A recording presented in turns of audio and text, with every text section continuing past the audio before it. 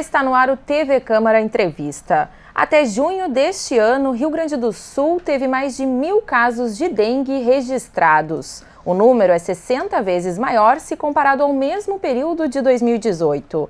E mesmo com a chegada do inverno, os registros continuaram crescendo. Para falar sobre a doença e as formas de prevenção, eu recebo hoje no estúdio a médica epidemiologista do Telesaúde, Cíntia Molina Bastos, e o médico da Vigilância em Saúde da Secretaria Municipal da Saúde, Benjamin Reutemann. Eu começo então contigo, Cíntia, questionando. Até o dia 27 de junho foram 1.018 casos registrados aqui no estado. Apesar de ser um número alto, ainda não pode ser considerado uma epidemia, conforme os dados então registrados? Bom, eu acho que a primeira coisa que a gente tem que entender é que assim, o aumento foi no país inteiro, e acho que até o doutor Benjamin vai falar com mais propriedade disso do que eu. E a gente vem de 2 anos com números muito bons aqui no estado, com campanhas importantes e com bons resultados. E aí agora a gente está num ano diferente, e aí isso dá essa preocupação e mobiliza ainda mais para mais ações para ver se a gente consegue recuperar esses 2 últimos anos que eu acho que a gente pode considerar que foram de sucesso, né? Exatamente. A gente também tem a questão do clima, né, que a gente conta com o apoio do clima, só que esse ano São Pedro demorou para fazer a sua parte na questão da dengue, ou seja, o inverno demorou para chegar. E, como você estava colocando, os casos também no país aumentaram. Por exemplo, São Paulo triplicou o número de casos de dengue esse ano, né? E, obviamente, isso se reflete.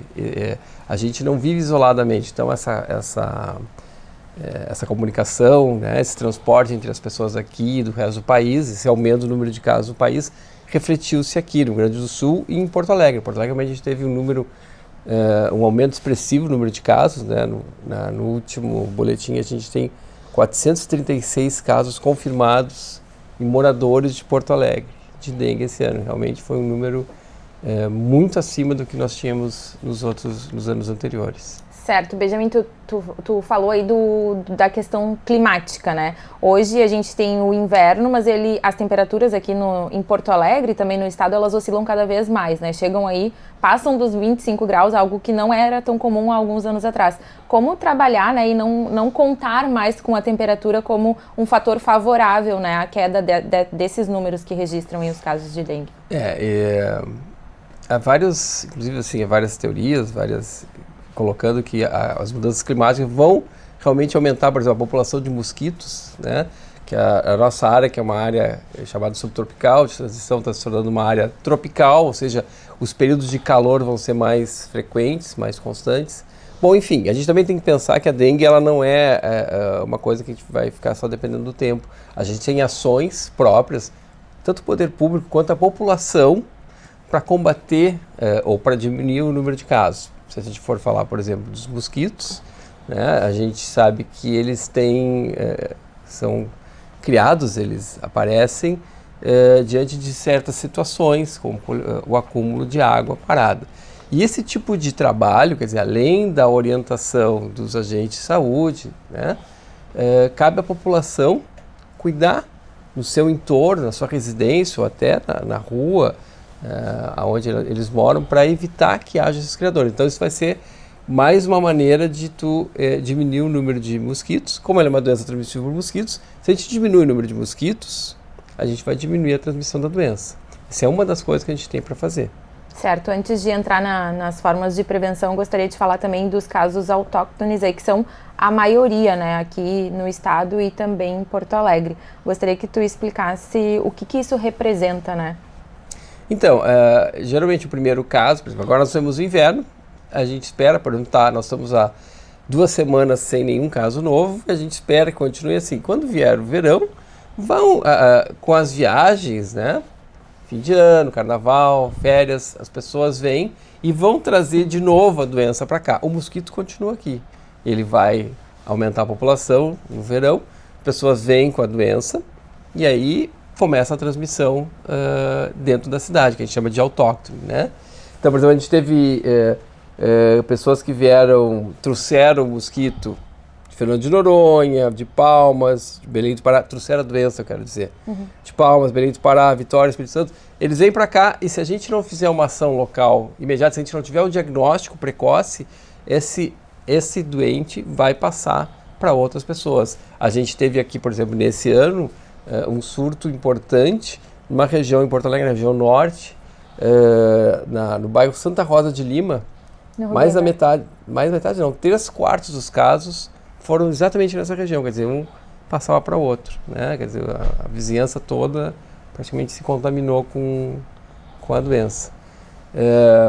Isso é uma coisa que a gente sabe que vai acontecer, que vai ocorrer, vem o verão e como foi os outros anos, provavelmente vão recomeçar a aparecer os casos. Certo. Cíntia, existem aí sorotipos da dengue, né? Gostaria que tu explicasse um pouco como que funciona cada um, falasse da gravidade deles também, né?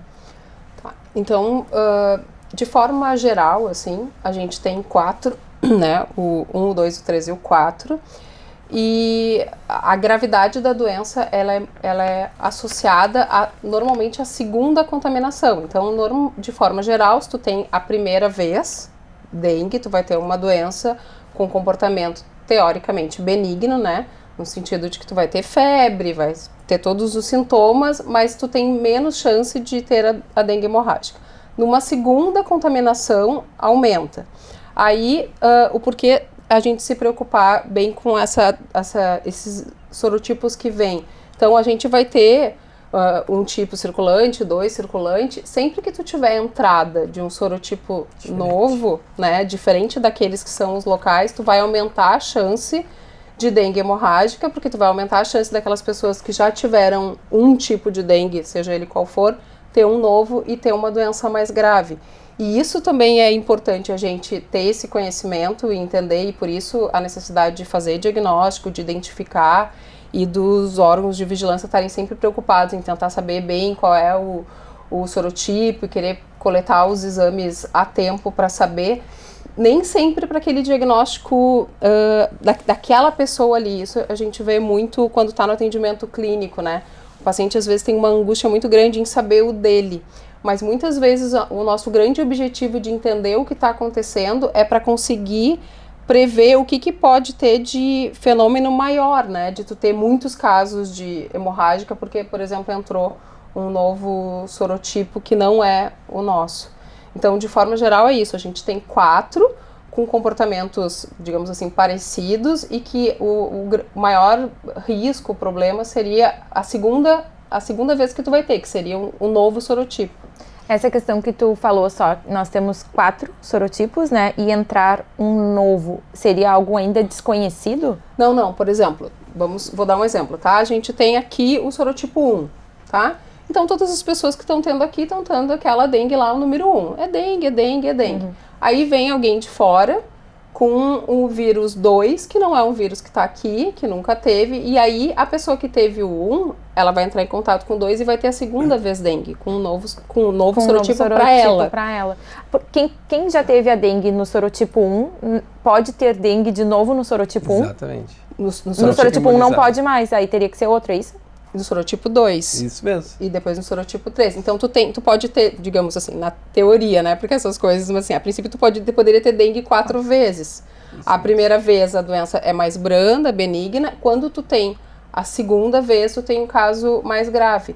E é exatamente esse comportamento que sempre dificulta o desenvolvimento de vacina, que é uma das coisas que cria, que é se tu tem uma imunidade inicial e tu vai ter um segundo contato com o vírus e esse é mais grave. Então, isso é uma dificuldade. Foi muito tempo que, entre todas as coisas das doenças negligenciadas, obviamente, que dificulta o desenvolvimento de vacina e que é um desafio para quem pesquisa, trabalha na área de dengue especificamente.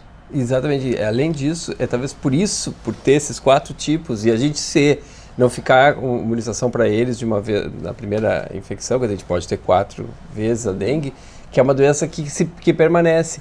Porque alguns outros vírus, tipo Zika, normalmente ele é só um tipo de vírus, eles vêm, vamos dizer assim, acometem boa parte da população, a maior parte da população fica imunizada e vai embora. Tu não vai ter 2 vezes Zika, tu não vai ter 2 vezes chikungunya. Agora, dengue tu pode ter 4 vezes, como já foi colocado. E como que é esse trabalho de identificar o sorotipo, Benjamin, o trabalho da secretaria, né? Em laboratório. Por isso é importante quando a gente coleta exames, né? Quando tem uma suspeita de dengue, a gente sempre coleta exames, até porque os sintomas da dengue, eles são muito, vamos dizer assim, subjetivos e muito comuns a outras doenças, né? Febre alta, de início súbito, dor de cabeça, dor nos olhos, dor no corpo. Isso lembra dengue, claro, mas lembra gripe, lembra outras viroses, né? E aí, para a gente ter certeza, a gente coleta exames e um deles que a gente faz é a sorologia, é a busca vamos dizer assim, de sinais do vírus, chamado NS1, que é um exame mais precoce, e esse exame, e dando positivo, a gente manda para o laboratório do estado, depois manda para o Rio de Janeiro, para identificar qual é o sorotipo que está ocorrendo. Que nem foi colocado, nesse momento a gente está com o dengue 1. Esse ano, em Porto Alegre, praticamente circulou todo o tempo o dengue 1. O problema é, vamos dizer assim, talvez ano que vem, daqui a pouco vem o 2, e as pessoas que já tiveram 1 pegam o dengue 2 e aí tem mais chance de ter complicações, de ter uma dengue grave. Essa questão que tu falou dos sintomas, né, que as pessoas têm, pode acontecer então da pessoa confundir, achar que é uma gripe, claro, se medicou em casa, não avançar no caso da doença, daí gostaria já de perguntar como que funciona, se a pessoa não sabe que é dengue, não procurou, né, um médico, se medicou para gripe e desapareceram os sintomas. Pode acontecer isso e aí depois evoluir e pegar a dengue mais avançada? A dengue, como a gripe, são 2 infecções virais autolimitadas, quer dizer, elas vão acabar sozinhas. Nós não temos um tratamento específico. Sabendo que é dengue, dentro da fisiopatologia da doença, o que a gente tem que prevenir é desidratação. Então, basicamente, o que a gente vai indicar é uma hidratação vigorosa, né, do paciente, e selecionar o tipo de analgésico, antitérmico, evitar alguns tipos anti-inflamatórios, não esteroides. A gente vai tentar usar, por exemplo, paracetamol, para evitar alguns para-efeitos. Vai ser basicamente isso. Em 99% das vezes, esse paciente vai ficar em casa, vai se hidratar, vai tomar o analgésico e vai se curar. Tu pergunta assim, se ele não fizer o diagnóstico, bom, provavelmente ele vai se curar também. O problema é que quando a gente faz o diagnóstico, a gente não dá só o remédio, a hidratação. A gente vai fazer com que ele não venha trabalhar, então não vai ter contato com outras pessoas, vai ficar em casa em repouso, vai usar repelente, porque a gente quer evitar que ele passe o vírus para outra pessoa, né? Tem que usar repelente, não é pelo contato, a gente sabe que é pelo mosquito. Mas se eu estou aqui com dengue e tiver um mosquito circulando aqui, ele pega a mim, depois pode picar vocês e passar, e daqui uma semana vocês vão estar doentes. Então, eu vou usar repelente, a pessoa que está doente vai usar repelente. Isso é algumas medidas que a gente faz quando a gente tem esse diagnóstico de dengue. A outra coisa, então, tu vê como o diagnóstico é importante, ele levanta várias atividades, inclusive do poder público.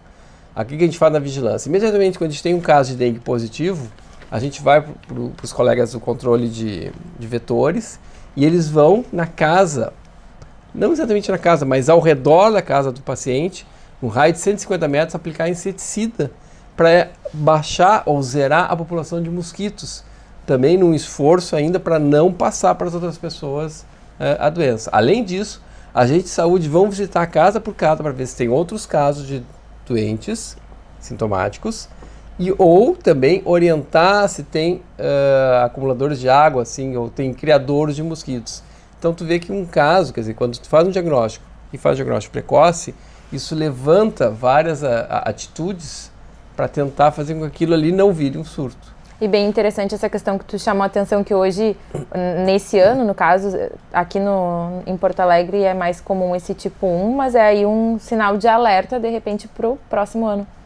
Claro, a gente já teve a circulação de dengue 2 há 3 anos atrás, parece, eu não tenho bem certeza. A gente teve circulação de outros vírus, mas sempre isso é uma coisa importante, identificar qual é o vírus que está circulando, se é diferente do anterior, então tem mais risco de ter uma dengue grave. Enfim, a gente tem que monitorizar, vigiar, por isso, vigilância, né? Vigiar a doença em vários aspectos. Certo. Cíntia, agora falar um pouquinho do mosquito responsável por tudo isso, né? Gostaria que tu falasse, né, contasse pra gente de onde ele vem, né, e por que ele se adapta tão bem às cidades. Bom, eu sempre tenho como exemplo, e que eu acho que é muito válido, a gente ter uma ideia de que, assim, ó, o Aedes, se a gente fosse pensar ele como não um mosquito, mas como da família dos gatos e dos cachorros, assim, dos grandes felinos, ele seria o gato doméstico ou o cachorro doméstico. Então, assim, ó, o Aedes é um animal doméstico, né? É um pet. Exatamente, ele tá, perfeito, doutor, exatamente, ele tá domesticado, ele é extremamente adaptado ao ser humano, ele vive com a gente, e a gente precisa ter essa ideia para a gente entender que vai ser assim, ó, onde tiver pessoas, vai ter Aedes, né, e onde não tiver pessoas, ele vai indo atrás da gente, assim como o cachorro que não vive sozinho e vai andando atrás das pessoas. Então, o que significa isso? Ele é um animal extremamente adaptado à nossa rotina e ao nosso ambiente, né? Ele tem preferência pelo cheiro do nosso suor, né? Ele vai ter, ele não tem dificuldade que outros mosquitos têm, por exemplo, de viver em torno da casa, nos pátios, e entrar só para a fêmea fazer. Não, vive macho e fêmea dentro de casa, então é um comportamento diferente dos outros mosquitos mais silvestres. O macho e a fêmea, os dois, se alimentam de sangue ou só a fêmea?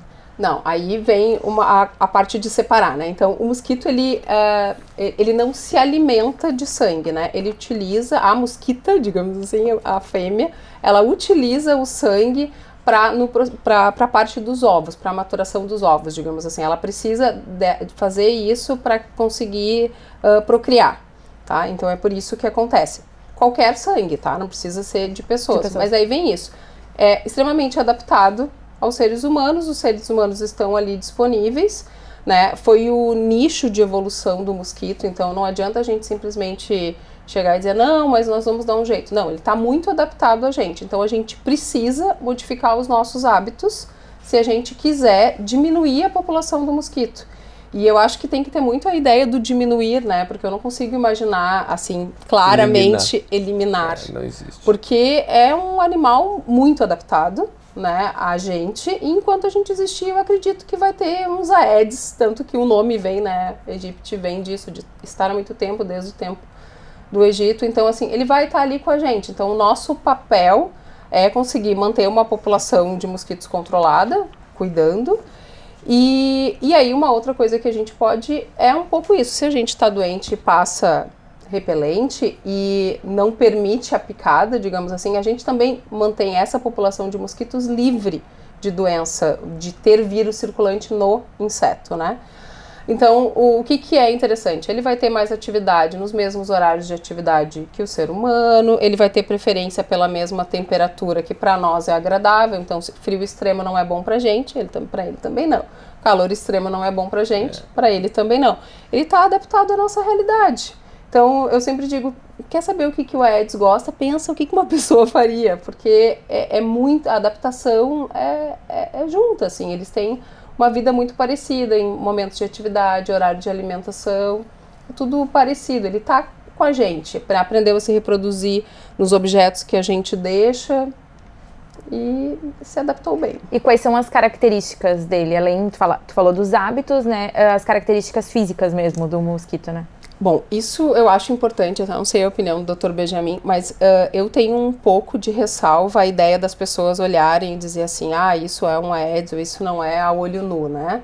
Mesmo pessoas muito bem treinadas para conseguir enxergar ali a lira e ver, eu não acredito muito nessa percepção. Então, assim, é um mosquito pequeno, né, que de forma geral a picada não vai doer, exatamente porque é uma forma de adaptação, então não é aquela picada que dói, que coça, pelo contrário, ela passa bem desapercebida. E eu acho que é ingenuidade a gente acreditar que a gente vai ao olho nu, assim, chegar e dizer, menos um Aedes no mundo, mas não sei o que o senhor acha. Sendo que, só fazendo uma ressalva, sendo que não necessariamente a pessoa que foi picada pelo mosquito pode vir a ser infectada, né? Para tu ter a doença, tem que ter o mosquito, que ele tem, né? Que nem a doutora Cíntia falou, ele é ubíquo, ele vai continuar existindo. E tem que ter uma pessoa doente, né? Se tiver um mosquito, um Aedes me picar, eu não estou com a doença, ele não vai passar nada para ninguém. Tem que ter uma pessoa doente o mosquito pega o doente, pica o doente, ele se contamina o mosquito, leva alguns dias para os vírus ficar na glândula salivar, dentro do mosquito, e ele começa a picar outras pessoas e passa a doença para as outras pessoas que estão vizinhas, estão na mesma casa ou na mesma região, né? Mas eu também acho muito difícil ficar diferenciando e também não entre o Culex, o pernilongo, aquele comum, né, que faz o zumbidinho, e o Aedes, eles são muito parecidos e, na verdade, a gente tem que tentar controlar, vamos dizer assim, ou diminuir, evitar criadouros, independente se eu achei era um Aedes ou não era um pernilongo, não importa, eu acho que a gente tem que tentar diminuir, sim, a população de mosquitos. Eliminar não vai, né? É interessante, existe também na vigilância, e está disponível é uma página na internet, aonde está o Aedes. Então, assim, o pessoal da equipe de controle de vetores, eles instalaram armadilhas em Porto Alegre, e essas armadilhas aparecem nesse site em tempo real, por cor. Verde, pouquíssimo ou zero mosquitos, amarelo ou vermelho. Eu acabei de olhar agora e está quase tudo verde em Porto Alegre. Ou seja, a população de mosquitos está muito baixa nesse momento, por causa do inverno, por motivos que a gente já falou, né? E aí, quando começa o calor, eles começam a aumentar. Então, a gente começa a aparecer mais armadilhas laranjas, quer dizer, 2 mosquitos, 1 ou 2 mosquitos, ou vermelhas, 3 ou mais mosquitos naquelas armadilhas, naquelas regiões. E aí, isso é bem claro, assim, começa a aumentar a população de mosquitos em Porto Alegre, daqui a pouco vem uma pessoa doente, aí começa a aparecer os casos de dengue, começa a doença se ocorrer na cidade. Tá certo, nós vamos fazer um breve intervalo e em seguida nós voltamos então para falar aí um pouco mais sobre as formas de prevenção, então, da doença da dengue. É rapidinho e nós já voltamos.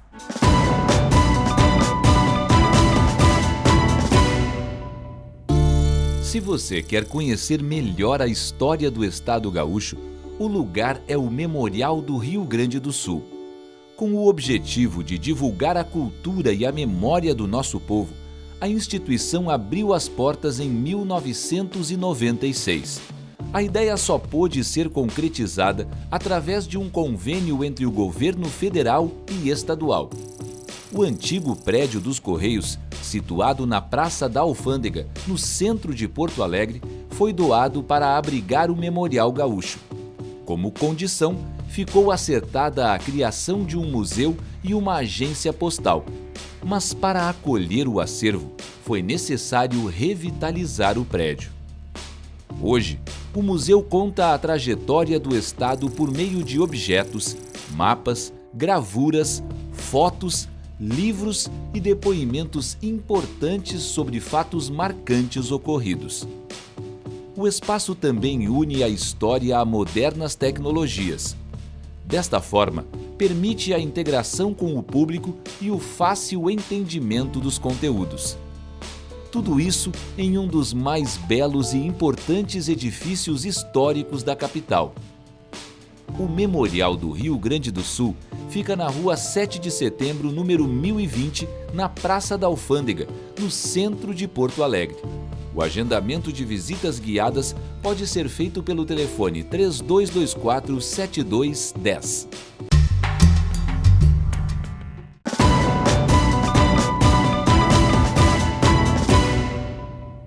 O TV Câmara Entrevista está de volta. No programa de hoje falamos sobre a dengue e a importância da prevenção, então, no combate à doença. Cíntia, falávamos aí no último bloco, né, no primeiro bloco, na verdade, sobre a dengue e o mosquito, né? Gostaria que tu explicasse também, existem outras doenças que podem as pessoas podem desenvolver a partir do mesmo mosquito, né, tendo ele como vetor. Bom, então o Aedes aegypti tem toda essa peculiaridade de ser um animal tão doméstico, ele pode estar com alguns vírus dentro do corpo. Então, sempre que os diferentes vírus que ele tiver são as doenças que ele potencialmente pode transmitir. O que a gente tem hoje, assim, claramente, né? Que são as mais famosas, assim, dengue, zika, chikungunya, que eu acho que é o que fica mais na mídia, que são essas arboviroses mais frequentes. Febre amarela? Febre amarela, teoricamente, pode transmitir, mas ainda nós não temos transmissão urbana de febre amarela. Por enquanto é só nas áreas rurais, no meio das matas, e aí é um outro mosquito que está transmitindo a febre amarela. Potencialmente entra nos grupos das arboviroses, assim, né? Quando se estuda, assim, tiveram alguns lugares estudando, assim, o mosquito poderia ter os 3 vírus, poderia transmitir os 3 vírus ao mesmo tempo. Então, tudo isso ainda é muito estudo, sabe? Não se tem muita certeza, assim. Muitas vezes se perde informação em relação teve um caso em algum lugar e não tem como ter certeza que foi um mosquito. Então, algumas coisas são difíceis de saber, mas o que a gente sabe é que ele, por si só, é um mosquito que tem um grande potencial de transmitir diferentes doenças, e essa talvez seja a grande justificativa da gente tentar, pelo menos, manter a população de mosquito na menor possível. Certo. Dr. Benjamin, vou pedir para o senhor explicar, então, um pouquinho como que funciona o trabalho da Secretaria da Vigilância em Saúde, né, no combate ao mosquito e também aos focos, os ovos, né, das fêmeas, enfim.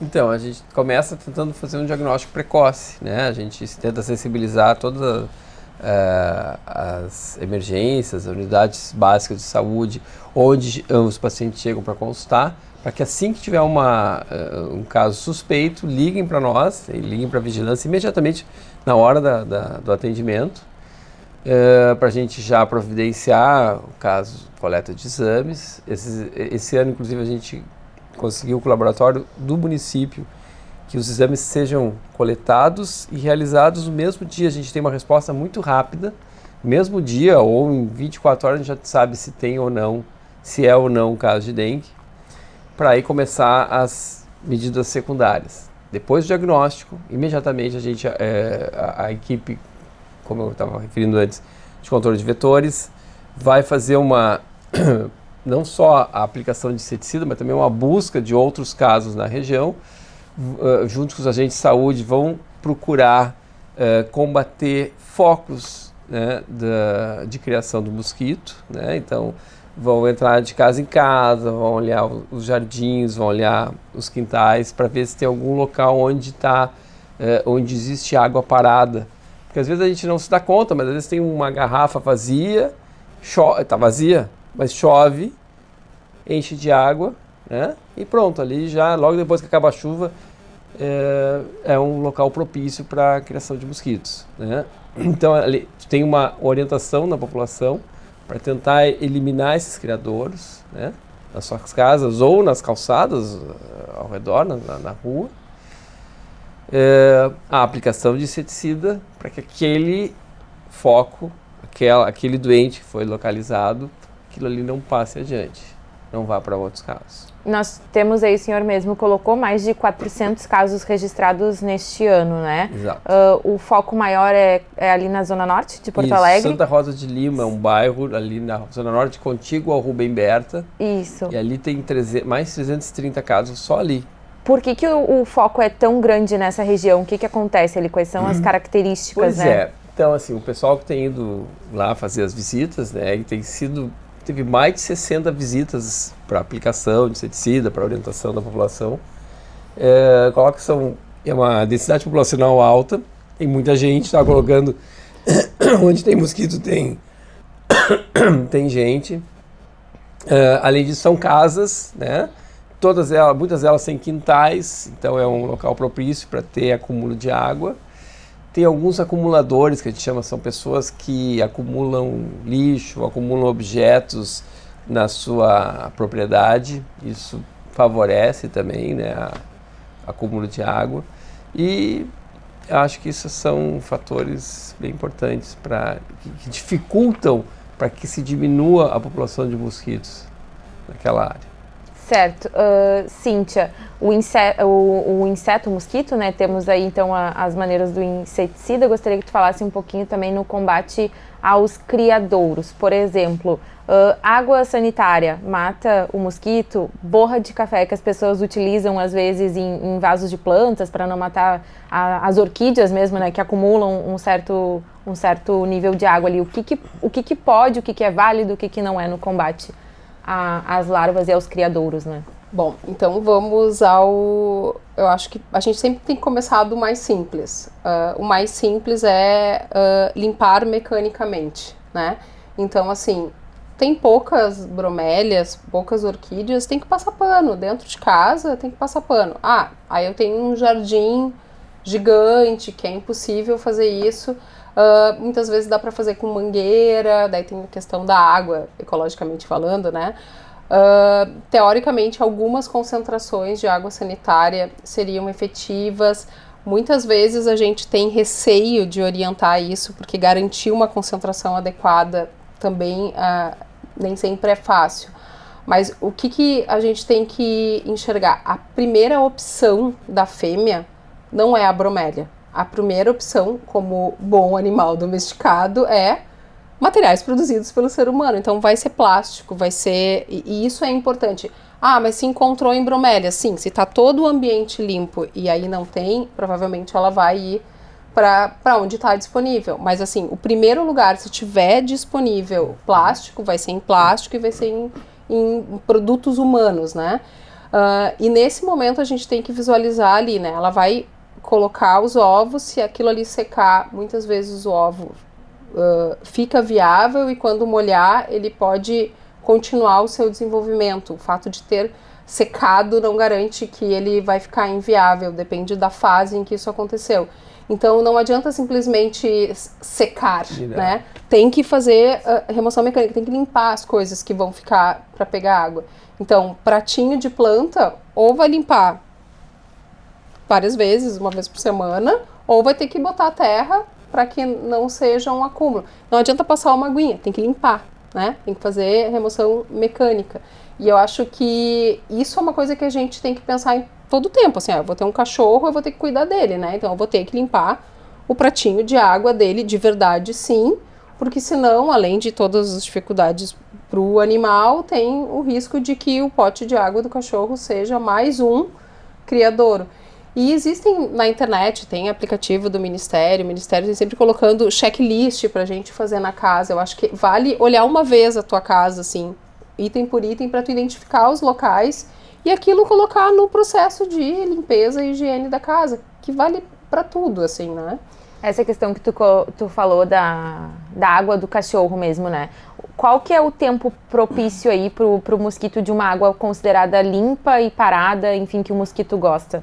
É que ele gosta de água limpa, né? Então, se tiver disponível, ele vai colocar os ovos. A questão é quanto tempo vai ter que ficar ali. Acho que pelo menos uma vez por semana, assim. O checklist de limpar todo sábado, todo domingo, que até é uma coisa que o Ministério usa, né?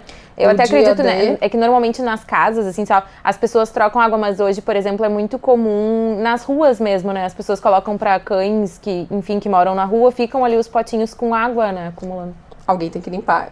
E eu acho que essa tem que ser uma responsabilidade que a gente não pode delegar para o poder público, né? É uma responsabilidade que tem que ser do cidadão, né? Eu tenho que saber, se eu fui lá e coloquei um potinho de água, eu tenho que saber que eu sou o responsável, né, por aquele potinho que tá ali, para ter certeza que ele vai estar lá amanhã para recolher, para ele não estar jogado e não acumular lixo em algum lugar. A gente tem que ter uma responsabilidade individual em relação a isso, porque a gente está convivendo em sociedade, né? Então isso é importante. E eu acho que uma coisa importante disso tudo, tu vai me corrigir se eu estiver errado, é que o ciclo todo do mosquito ele dura um pouco mais de uma semana. Entre o ovo, a pupa, a larva e o mosquito. Então, se tu fizer a limpeza uma vez por semana, tu vai conseguir evitar que aquele ovo que a recém foi colocado ali vire um mosquito adulto.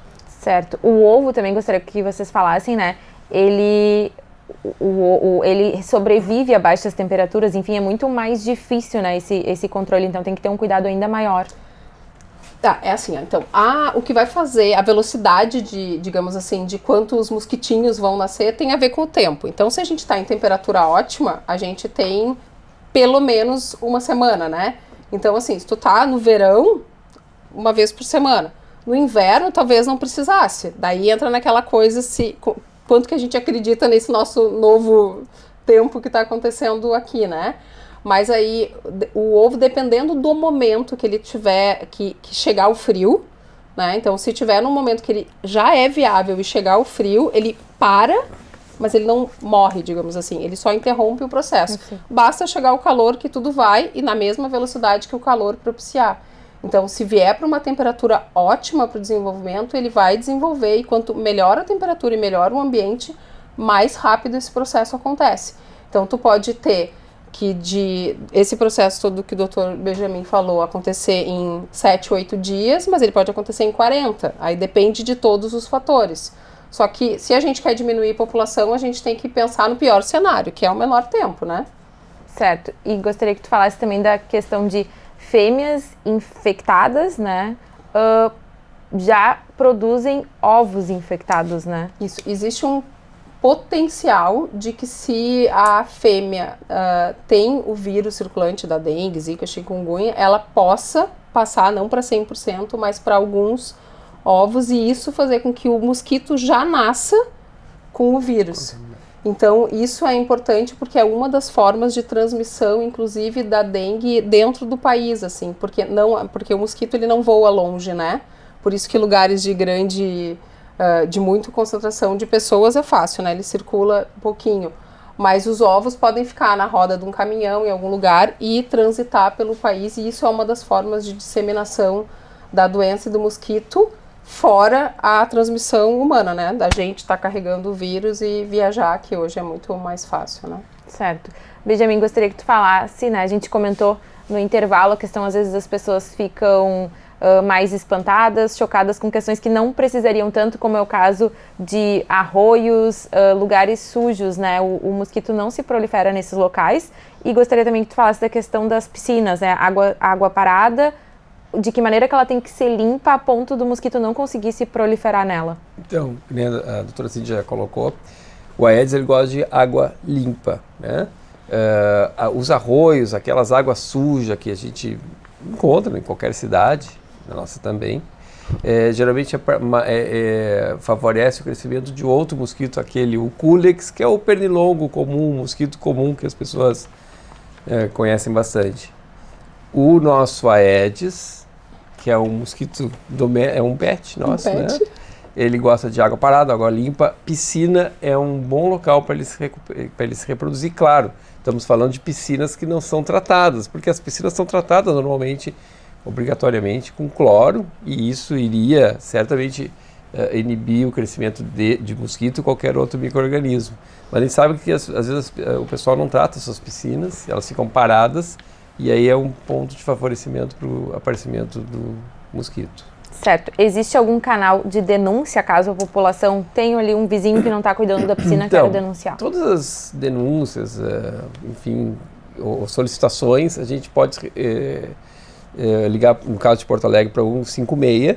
O 156 vai receber a denúncia, vai abrir um protocolo, vai também acionar os órgãos competentes, né? Porque às vezes o pessoal liga para a vigilância, acho que a gente vai lá, às vezes coisas que não é da vigilância, por exemplo, é do DMLU, por exemplo, tem lixo no meio de uma rua, tem acúmulo, enfim, vão ser acionados os órgãos competentes para que se possa tomar atitude cabível.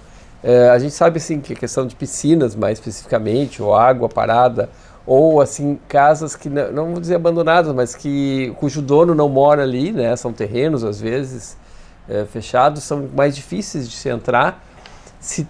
Existe uma parceria com o Ministério Público em alguns casos assim mais especiais, depois de várias tentativas, né? Assim, ordinárias dentro da rotina. Se tenta, então, o auxílio do Ministério Público para entrar e, enfim, tomar alguma atitude quando a gente vê que aquele terreno ou aquela área é realmente foco importante de mosquito. Como que tem funcionado esse canal de comunicação, né, o 156? As pessoas têm denunciado, têm feito a sua parte, tu que trabalha também com essas campanhas, tem sentido uma conscientização maior por parte da população? O que ainda falta? As pessoas têm, sim, várias denúncias, têm colocado, mas eu gostei de uma coisa que a doutora Cíntia falou. eu vou ressaltar. A gente também tem a nossa responsabilidade, né? Quer dizer, se eu estou vendo ali na calçada lá um pedaço de plástico com acúmulo de água, eu não preciso eu não vou ligar para um 56 para alguém buscar. Eu vou pegar e vou tirar aquilo ali. A gente é responsável também, não só porque está dentro da minha casa ou do meu quintal, mas também da minha calçada, do meu entorno. Então, claro que tem coisas que vão além de mim, né? Se eu tenho um acúmulo, alguém deixou um monte de lixo parado no meio da rua, bom, vou ter que ligar para um 56 para acionar o DMLU, porque vira um caminhão para carregar. Mas tem coisas pequenas que a gente pode fazer. Eu acho que as pessoas estão se conscientizando, mas eu acho que elas têm que ter bem claro isso, que a gente tem um papel.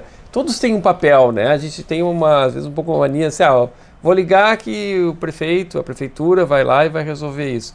Algumas coisas a gente pode resolver também por conta. Cíntia, na tua percepção também, na tua avaliação, como que tu enxergas essa questão da conscientização e da iniciativa das pessoas também, né? Eu acho que, de forma geral, seres humanos têm uma tendência a querer soluções mágicas, né? Então, eu acho que isso é uma coisa nossa, né? A gente queria poder não engordar, quer fazer exame de colesterol para poder continuar comendo e não existe. E acho que esse é mais um caso em relação ao cuidado à saúde que a gente precisa ser ativo no processo, né? E aí, em relação a cuidar do mosquito, a se cuidar, a receber agentes de saúde, a fazer uma parte como cidadão, a passar para os filhos isso, né? Que tu tem que chegar e dizer, olha, a gente tem que pegar o lixo e colocar no lixo, porque se eu jogar no chão, isso pode vir a ser um problema. Então, eu acho que isso é uma coisa que a gente tem que estimular sempre, e mais do que discurso, eu acho que ele tem que ser exemplo, né? Então, não dá para falar isso e abrir a janela do carro e largar um papelzinho. Então, a gente tem que ser agente transformador e exemplo para tudo isso na sociedade. E acho que vai devagarinho, assim, que a gente está construindo. A percepção que eu tenho é que cada dia as coisas vão melhorando, sabe? Que a gente consegue chegar mais nos pacientes, que a gente consegue chegar muitas vezes em casas e explicar, e que as pessoas estão mais abertas para ouvir. E que aos poucos vai. A mídia ajuda muito, né? Porque quando sai número de casos, quando isso sai na TV, normalmente as pessoas ficam mais impactadas. Então, quando tu chega e diz, olha, a gente tem casos aqui no Petrópolis, que é a área que eu trabalho, as pessoas ficam mais abertas, muitas vezes chamam os agentes comunitários e dizem, o que dá pra gente fazer? Então, existe uma movimentação e é devagar e a gente vai mudando cultura, né? Então, um passinho de cada vez. Certo. Tu trabalhas, né, no Telesaúde. Gostaria que tu falasse, aproveitar a tua presença aqui para falar da plataforma e do trabalho também que é desenvolvido, né, dentro dele. Bom, então o Telesaúde trabalha em parceria com o Ministério da Saúde, o Governo do Estado, Secretaria Municipal de Porto Alegre, diversas frentes, né, com intervenções de telemedicina para auxiliar na saúde da população. Então, entre as coisas que a gente tem um site em relação com materiais disponíveis para dengue, que tem checklist, tem aplicativo, que também tem checklist de como a pessoa cuidar da sua casa, tem material de apoio para os agentes comunitários orientando como fazer uma vistoria de vigilância, porque muitas vezes não existe uma formação específica para isso. E a gente não pode contar só com agente de endemias para fazer tudo, porque é um trabalho constante, né? A gente não pode esperar o surto, né? Tem que ser o dia a dia, e o agente comunitário tá o dia a dia na casa das pessoas. Então, o Telesaúde age em diversas frentes para qualificar e apoiar a atenção primária, de forma geral, no cuidado da saúde direto da população. Benjamin, da mesma forma, eu gostaria que tu falasse, né? Como que, em caso das pessoas, acho importante sentirem a presença dos sintomas no município, o que elas devem procurar, né? Onde elas devem recorrer também? Então, quando tiver os sintomas que a gente já conversou, febre alta, delírio súbito, dor de cabeça, dor dos olhos, dor no corpo, pode ter manchas no corpo, a gente chama de exantema ou não, sem outros sintomas que sugeram outras doenças, quer dizer, se tiver, além disso, tosse, coriza, vamos pensar numa gripe. Se não tem tosse, não tem coriza, só tem dor no corpo, dor de cabeça, febre alta, se dirigir a um pronto atendimento, que pode ser uma UPA, uma unidade de pronto atendimento, das emergências dos hospitais, ou melhor ainda, um posto de saúde mais perto de sua casa, né? E ali ele vai poder fazer um atendimento qualificado, vai receber a orientação correta, caso seja dengue ou outra doença, inclusive a orientação para a coleta de exames que forem necessários. Aproveitando, também gostaria que tu ressaltasse o site onde está o Aedes, como que ele funciona, o que a população pode encontrar nele também. Aonde está o aedes.com.br, fácil de encontrar, qualquer coisa põe no Google, vai ser o número 1 ali. Ali tem várias informações, como eu falei, uma delas que salta aos olhos é o mapa da cidade com com as armadilhas, onde são capturados os mosquitos, e o número de mosquitos são capturados. Então vai ter uma corzinha, ou verde, isso é bom, laranja, não é tão bom, e vermelho é uma cor ruim, nesse sentido de que vai ter uma população alta de mosquitos. Mas não é só isso o site, ele também trata, por exemplo, dos últimos números, da atualização dos números que a gente colocou, esses boletins são semanais, e ali tem qual é a incidência atual de casos de dengue, quais são os bairros onde está ocorrendo mais. Tem orientações que o Telesaúde coloca, e a gente também coloca, no caso, disponível no site para controle do mosquito, enfim. A gente tem várias informações, qualquer um pode acessar, ele parece ser bastante útil. Tá certo, gostaria muito de agradecer a presença de vocês no TV Câmara Entrevista. Muito obrigada pelas informações, pelos esclarecimentos e por essa manifestação da importância da conscientização também da população, de cada um fazer sua parte, né? Muito obrigada. Obrigado, nós. Eu gostaria também de agradecer a sua companhia aí de casa e lembrando que você pode conferir a programação da TV Câmara também pelas nossas redes sociais. Até mais!